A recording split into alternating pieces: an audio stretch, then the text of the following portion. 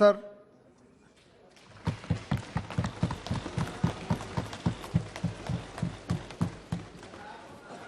माननीय सभापति महोदय, आज बहुत अच्छा लगा, बहुत समय के बाद संसद में चर्चा हो रही है।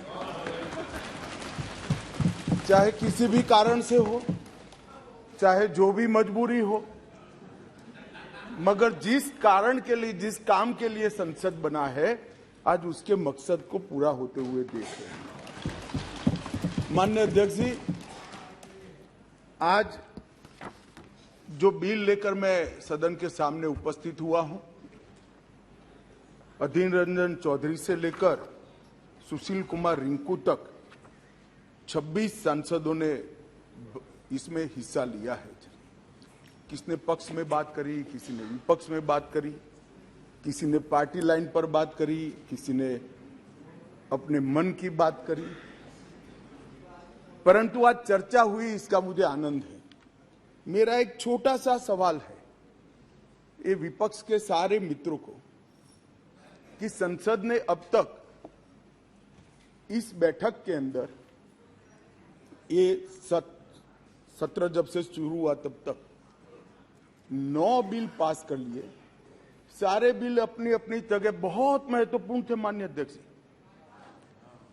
हर क्षेत्र के महत्वपूर्ण बिल थे।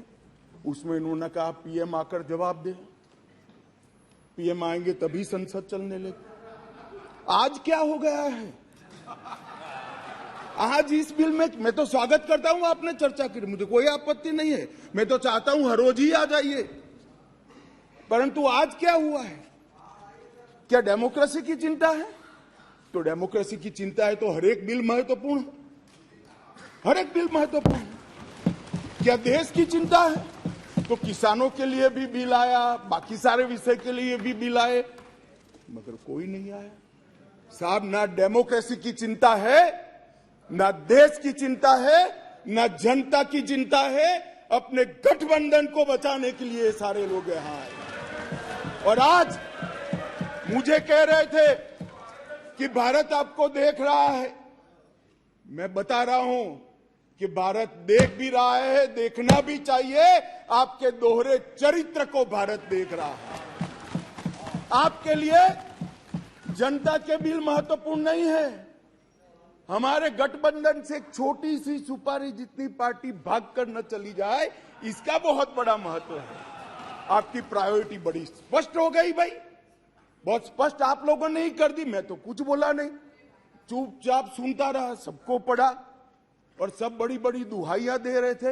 अरे भले आदमी, कोई तो सच बोल देता कि हम इसलिए आए हैं कि केजरीवाल जी हमारे गठबंधन से भाग न जाए। माननीय अध्यक्ष जी, खैर उनका जो कारण हो, मणिपुर उनका एब्सेंट रहने का कारण नहीं है।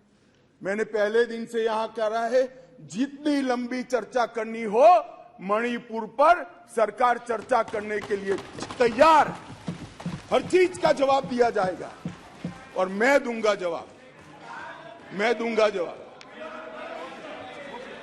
माननीय अध्यक्ष जी, उनको प्रॉब्लम एक ही है कि जनता के मन में भ्रांति खड़ी कर दी जाए। मैं उनको बताता हूं कि जनता है जो सब जानती है, कभी भ्रांति खड़ी नहीं होती है। आज आपने अपने आप को यहां पर एक्सपोज कर दिया है। माननीय अध्यक्ष जी, पूरी चर्चा को मैंने सुना। प्रेमचंद्रन जी से लेकर सारे लोग जो विषय पर बोले, मैंने ध्यान पूर्वक नोट भी पढ़े हैं, सुना भी है। माननीय अध्यक्ष जी, ये फिर से मैं एक बार कहता हूं कि सदन जनता को गुमराह करने की जगह नहीं है।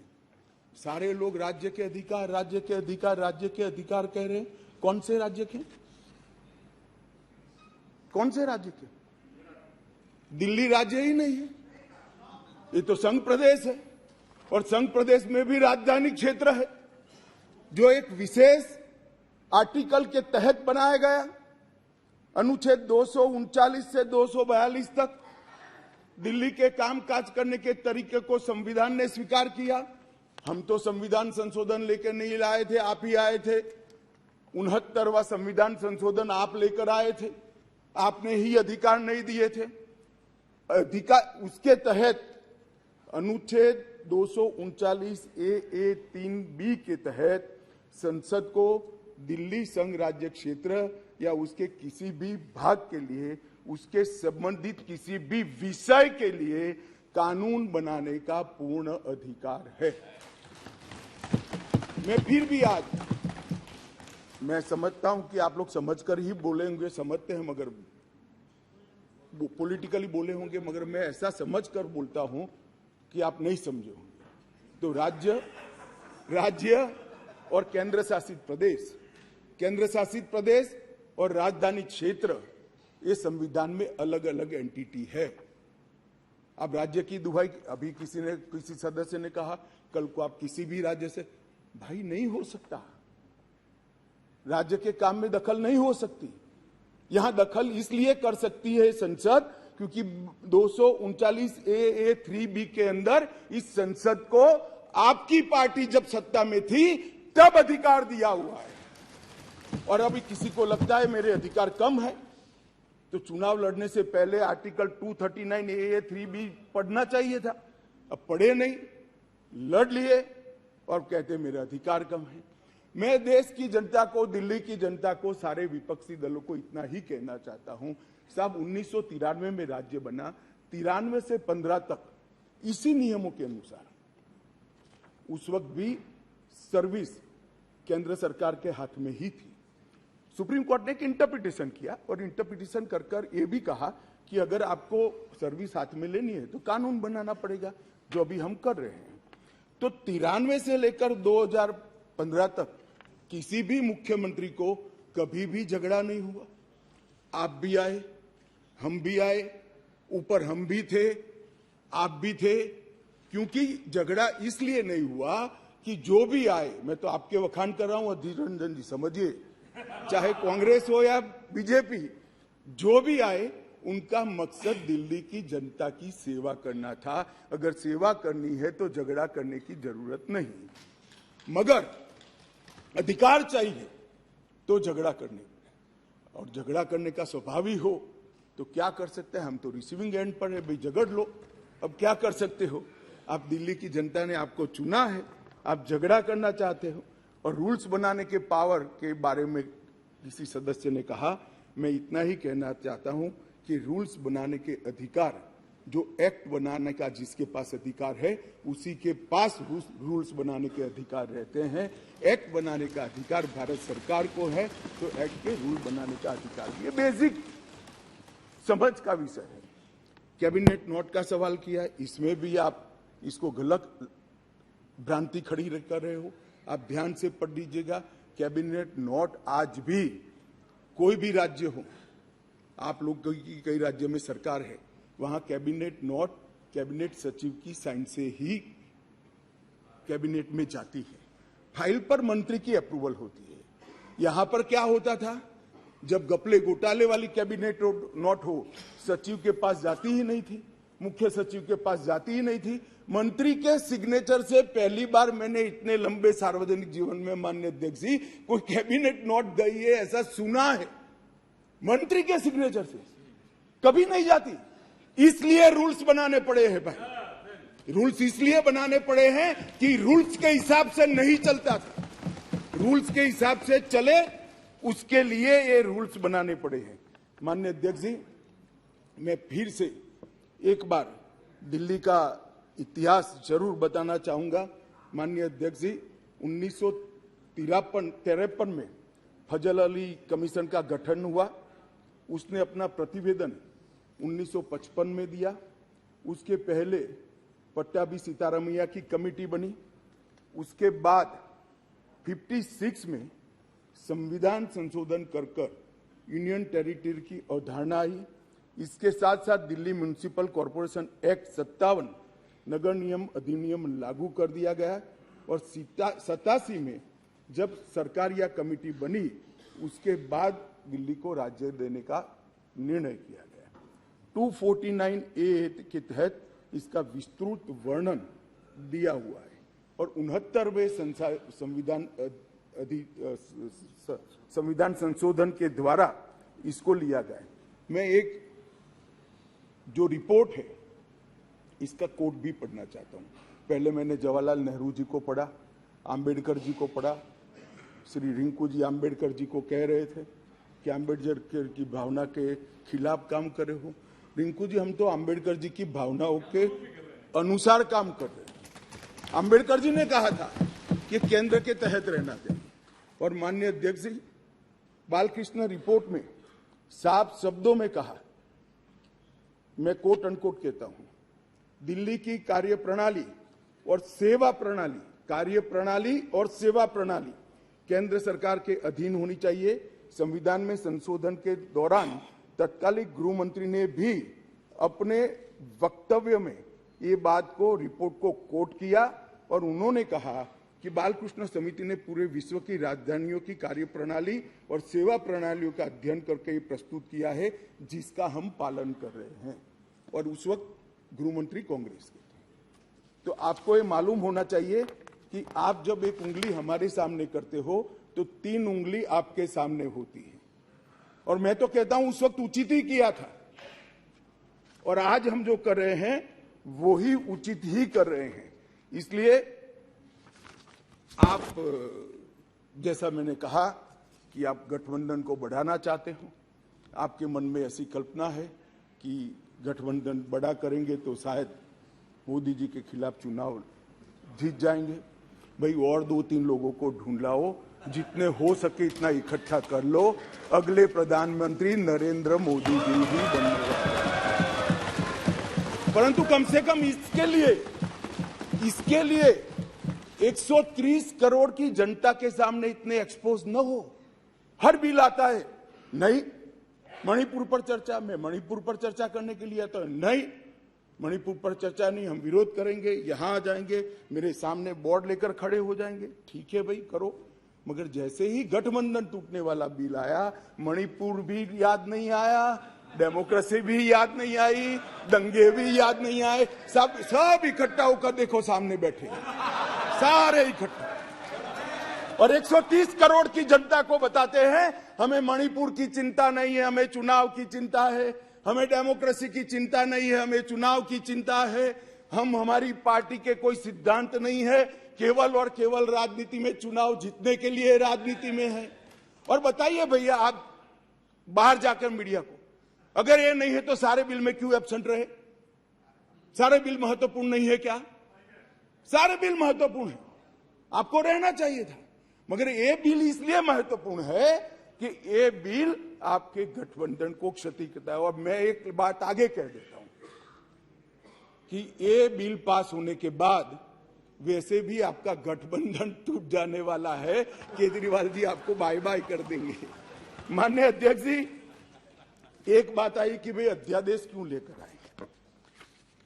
मैं बताना चाहता हूं कि 11/5/2023 को संविधान पीठ ने एक फैसला दिया। अब संविधान पीठ के फैसले को कोई ध्यान से पढ़ेगा तो वो फैसला कहता है, इन अ वे संविधान पीठ ने 2 जजों की खंडपीठ का, बेंच का गाइडेंस किया है। फाइनल निर्णय 2 जज की बेंच ने करना है। वो अभी डेट लगी भी नहीं है, मैटर लगी भी नहीं है। 11/5/23 को जजमेंट आया और 11/5/23 को ही दिल्ली सरकार के सेवा विभाग ने, मंत्री ने एक परिपत्र घोषित कर दी अपने सिग्नेचर से। फिर से मैं कहता हूं, परिपत्र सचिव करते हैं, यहां मंत्री करते हैं। आज 5:30 बजे तक पात्र अधिकारियों की सूची के साथ जो इस पद तैनात किए जा सके, सचिव सेवाएं की तैनाती, मतलब सर्विस जो देखते हैं वो सचिव की तैनाती के लिए नोट प्रस्तुत किया जाए। अभी तो सुप्रीम कोर्ट ने निर्णय करना बाकी, इन प्रिंसिपल निर्णय किया है, इसके पर 2 जजों की बेंच ने निर्णय करना है, इसको घोषित करना है, आप अमल करने कर दी। सोशल मीडिया में घोषणा कर दी कि सेवा विभाग के सचिव श्री आशीष माधेराव मोरे का ट्रांसफर कर दिया गया है। ध्यान देने की बात है कि जो मैं कह रहा हूं वो फिर से पढ़ रहा हूं, 11/5/23 के निर्णय के पैरा 165 में न्यायालय की नियमित बेंच को इस मामले का निपटारा करने का आदेश दिया गया था, जो अभी बैठी ही नहीं थी। शाम को ही इन्होंने तो इम्प्लीमेंटेशन चालू कर दिया। इसके बाद सतर्कता विभाग, विजिलेंस मंत्री जी ने सभी सहायक निर्देशकों को आदेश दे दिया कि विशेष सचिव सतर्कता, विजिलेंस कमिश्नर को के सचिव है विजिलेंस के, उसको रिपोर्ट न करिए, रिपोर्ट मत करिए। क्यों? अभी जजमेंट नहीं आया। क्यों? क्योंकि अब कारण कहता हूं, इसलिए न करना का किया जाए। इसके बहुत सारे कारण हैं, मैं बताता हूं। मित्रों, माननीय अध्यक्ष जी, दिल्ली के सतर्कता विभाग को सबसे पहले क्यों निशाना बना गया? अगर सेवा के अधिकार मिल गए, चलो मैं एक मिनट के लिए मान लेता हूं मिल गए, तो सबसे पहले कोई क्या करेगा? रोड एंड बिल्डिंग की चिंता करेगा, पीने की पानी की चिंता करेगा, साफ सफाई की चिंता करेगा, आरोग्य की चिंता करेगा। इन्होंने विजिलेंस की चिंता करी। बोलो, प्रायोरिटी तो देखिए साहब इनके साथी की, विजिलेंस की चिंता करी। भला विजिलेंस की चिंता क्यों करी? इससे दिल्ली की जनता का क्या भला होने वाले था? मैं बताता हूं। क्योंकि विजिलेंस विभाग को इसलिए निशाना बना गया, माननीय अध्यक्ष जी, कि इसमें बहुत सारी संवेदनशील फाइलें बंद पड़ी हुई थी। कौन सी फाइलें थी? कौन सी फाइलें थी? जरा आप ध्यान से सुनना भाई। जिसके बारे में बड़े बड़े आवाज से आर्गुमेंट्स कर रहे थे, उनका एक्ट सुनना। आबकारी घोटाले के संबंधित फाइल, शराब की आबकारी घोटाले की फाइल, न्यायालय द्वारा जो आदेश किया था, इसका ओपिनियन जो देना था, वो फाइल विजिलेंस डिपार्टमेंट में थी, जिसके तहत उनके पूर्व डेप्यूटी चीफ मिनिस्टर जेल में बैठे हैं। अब वो फाइल कैसे इनके हाथ में दे? मुख्यमंत्री के नए बंगले के निर्माण पर अवैध रूप से हुए खर्चे के संबंधित फाइल, जिसमें स्वयं मुख्यमंत्री फंसते हैं। शीश महल की फाइल दिल्ली सरकार द्वारा उनकी पॉलिटिकल पार्टी ने उसके प्रचार के लिए, सरकार के नहीं, पार्टी के प्रचार के लिए 90 करोड़ रुपया खर्च कर दिया। कोर्ट ने ऑर्डर किया कि वो 90 करोड़ रुपया पार्टी के खजाने से दिल्ली सरकार में भरा जाए। इसकी जांच की फाइल भी ये सतर्कता विभाग में थी। माननीय अध्यक्ष जी, एक फीडबैक यूनिट बना दिया। अब आप संविधान की दुहाई दे रहे हो, ये एक्ट सुधारने के पहले भी लॉ एंड ऑर्डर इनके पास नहीं है, तो उनके पास खुफिया विभाग नहीं हो सकता। उन्होंने फीडबैक यूनिट के नाम से करोड़ों रुपए का खर्च कर एक स्वतंत्र गैरकानूनी खुफिया विभाग खड़ा कर दिया। अब इसकी भी जांच चालू हो गई। वो फाइल भी विजिलेंस में थी। BSES जो बिजली सप्लाई करने वाली कंपनी है और BYPL कंपनियों का 21,000 करोड़ का बकाया था, फिर भी एक इंडस्ट्री को और रुपया दे दिया। उनको 21,000 करोड़ लेना है, वो साइड में रहा और दूसरा पेमेंट कर दिया। इसका भी विजिलेंस में इंक्वायरी चल रहा है। अब ये सारी फाइलों के लिए माननीय अध्यक्ष जी, सतर्कता विभाग को निशाना बना दिया। और ये हमारे दल, मैं तो नहीं मानते सारे दल इसका समर्थन करते होंगे ऐसे काम के, मगर गठबंधन की एक मजबूरी है, इसलिए सारे दल ये सतर्कता विभाग के साथ आज आप पार्टी के साथ जुड़ गए। माननीय अध्यक्ष जी, एक कहा कि भाई सत्र बुलाने का। माननीय अध्यक्ष जी, सभी दलों की कहीं ना कहीं पार्टियां रही।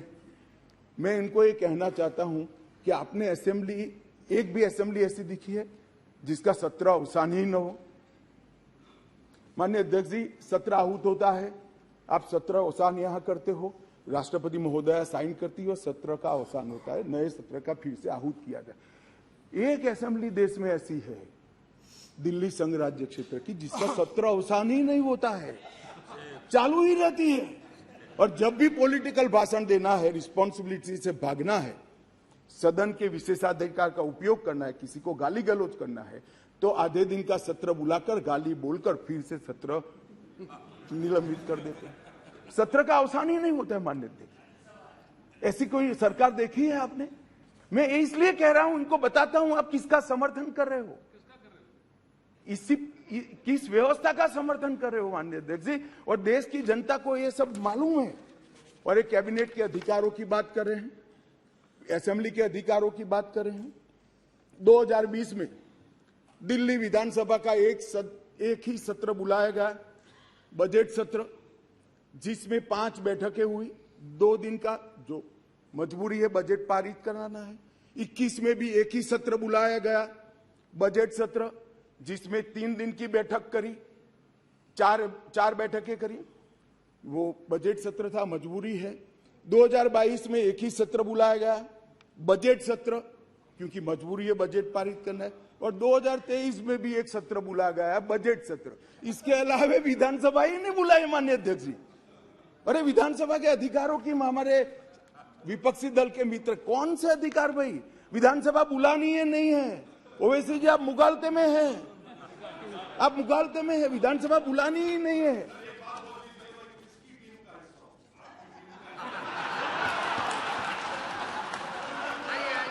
ऐसा है ओवैसी जी, मैं तो चाहता हूं आप अपनी स्वयं टीम बनाओ। अब वो परेशान है इसलिए कहता हूं, मैं चाहता हूं आप अपनी स्वयं, आपके मुद्दे सबसे अलग है। माननीय अध्यक्ष जी, मैं अब कैबिनेट बैठक पर आता हूं। 2022 के लिए 2022 में सिर्फ 6 कैबिनेट बैठक बुलाई गई, सिर्फ 6 ही बैठक पूरे साल में। इसमें से 3 बैठक बजट संबंधी थी और 1 बैठक एक कंपनी को फायदा करने के लिए बुलाई गई। तो एक्चुअल में देखे तो 2 बैठक बुलाई गई। माननीय अध्यक्ष जी, 2023 में 2 ही बैठक अब तक बुलाई गई है, दोनों बैठक बजट के लिए। अब ये कैबिनेट की बात कर रहे हैं भैया, कैबिनेट बुलाते नहीं है, वही तकलीफ है दिल्ली की जनता को। ये तो बुलाते ही नहीं कैबिनेट। हम तो चाहते हैं कैबिनेट बुलाया जाए। अब किसका समर्थन कर रहे हो? गठबंधन करना चाहिए, सबको जोड़ना चाहिए, हम भी चलाते हैं, मगर ऐसे एक भी बिल में चर्चा नहीं करना और इसमें खड़े हो जाना। माननीय अध्यक्ष जी, शॉपिंग फेस्टिवल आयोजित करने के लिए विज्ञापन के नाम पर करोड़ों रुपया खर्च कर दिए। इसमें भी कोर्ट ने स्ट्रिक्चर किया। केग का रिपोर्ट 2 साल से सदन में नहीं रखते हैं, संवैधानिक प्रोविजन है। आप हमें संविधान सिखाते हो, जरा आपके साथी को सिखा दो कि केग के रिपोर्ट को आप छुपा नहीं सकते हो। 2 साल से साहब केग का रिपोर्ट नहीं छुपा, सदन के पटल पर नहीं रखते। बोलो क्या ये संवैधानिक प्रावधान है? माननीय अध्यक्ष जी, RRTS, AIIMS, UER, IIT Delhi, इस जैसी संस्थाओं के 13 परमिशन वहां लंबित है, नहीं देते हैं। उनको डर है कि ये सब होगा तो मोदी जी बड़े लोकप्रिय हो जाएंगे। मैं इनकी सरकार चलाने का तरीका बताता हूं माननीय अध्यक्ष जी। 5G टेक्नोलॉजी लाने के लिए 2016 के एक अधिनियम बनाए। देश के सारे राज्यों ने, इवन DMK ने भी इसको एक्सेप्ट कर लिया, परंतु दिल्ली नहीं करता है क्योंकि उनको विकास से कोई सरोकार नहीं है। माननीय अध्यक्ष जी, 2013 से जो सिविल सर्विस बोर्ड की हमने रचना की, इसको लेकर ये आगे गए। माननीय अध्यक्ष जी, मैं सदन के सामने और आपके माध्यम से देश की जनता को बड़ी विनम्रता के साथ कहना चाहता हूं कि ये अध्यादेश और बाद में अब जो बिल में कन्वर्ट हो रहा है, वो विधेयक लेकर मैं आया हूं, ये संपूर्णतया संविधान सम्मत है और केवल दिल्ली की जनता के कल्याण के उद्देश्य से बनाया गया है। हमारा कोई राजनीतिक उद्देश्य इसके लिए नहीं है। माननीय अध्यक्ष जी, मैं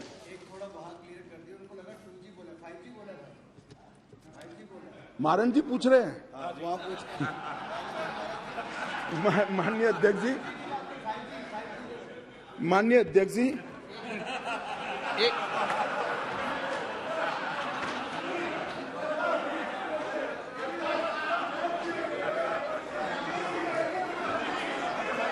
भाई ये भी खड़े हो गए, मैं क्या करूं?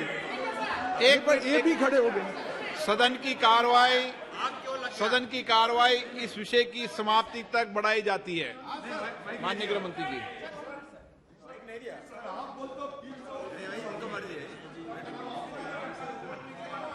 आपने किया? The Home Minister raises everything. मान्य, हाँ, आप क्या बोल रहे थे? 2G 5G पे समझौता बहस नहीं हो रही यहाँ पे? No, sir, I want to submit, sir, through you, sir, through you, sir, I want to submit one thing before the House and the Honorable Home Minister and other members of the Parliament in the other side, adversary benches. As far as 2G is concerned. No. No. माननीय गृह मंत्री जी, 2G 3G मानिए, 2G 3G में बहस नहीं हो रही। No कुछ नहीं बोला। नो लगाया है। आप क्यों 2G पे नाम पूछ नाराज हो रहे हो? अरे 2G पे नाराज पे इतना नाराज क्यों जाते हो? देखो, पुरानी बातों को लेके मत चलो।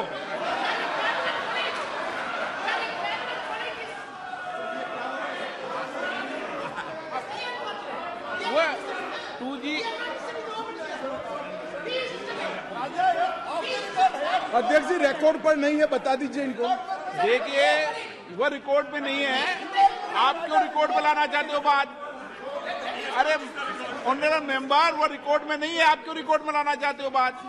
ऑनरेबल मेंबर, वो रिकॉर्ड में नहीं है। Okay, no record, no record. Okay, माननीय गृह मंत्री जी,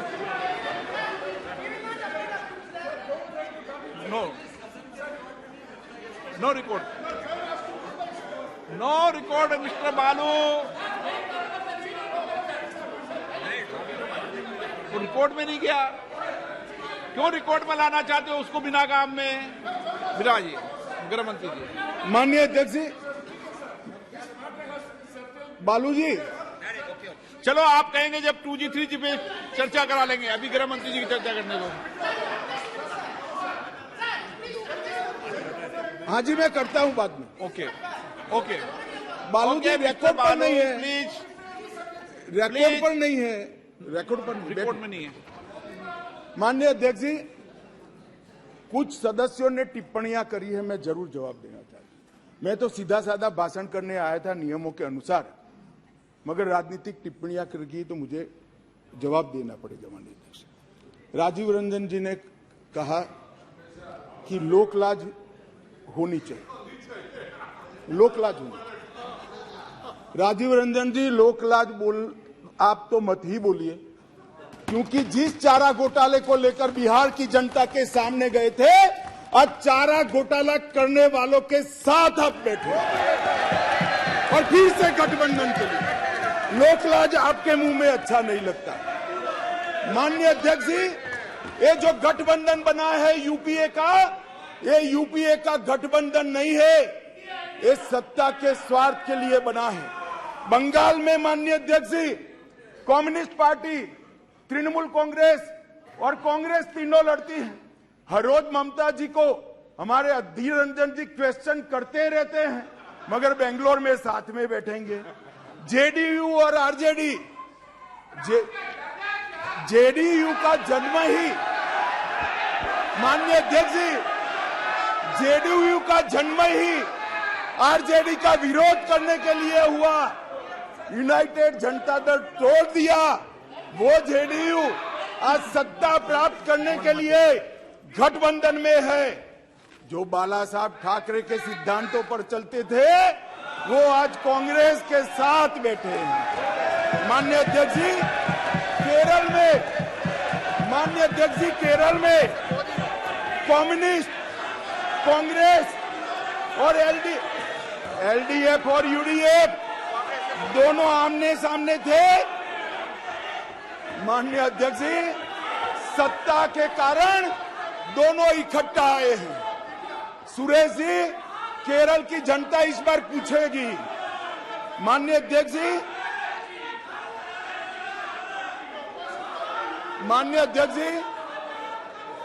मैंने दयानिधि मारन जी को सुना, बहुत पैशन के साथ संविधान की दुहाई दे रहे थे। मारन साहब, आपको संविधान की चिंता नहीं है, एन मन एन मक्कल से आप डरे हुए हो। हमारी जो यात्रा शुरू हुई है इसने डर खड़ा किया है।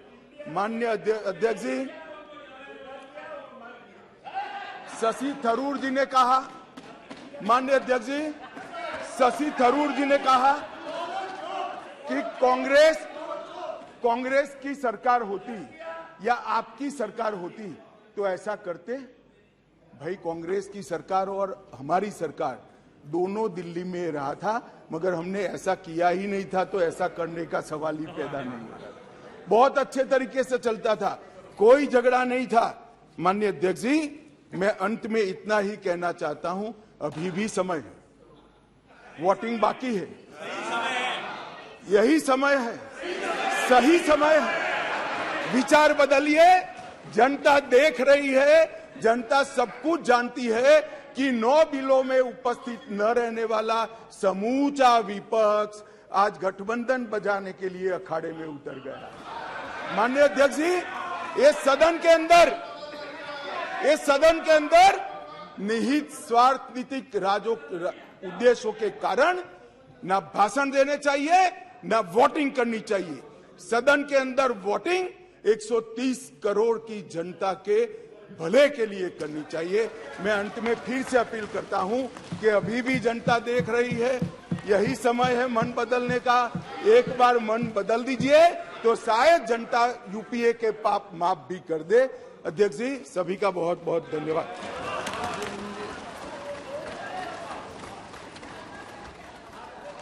सर,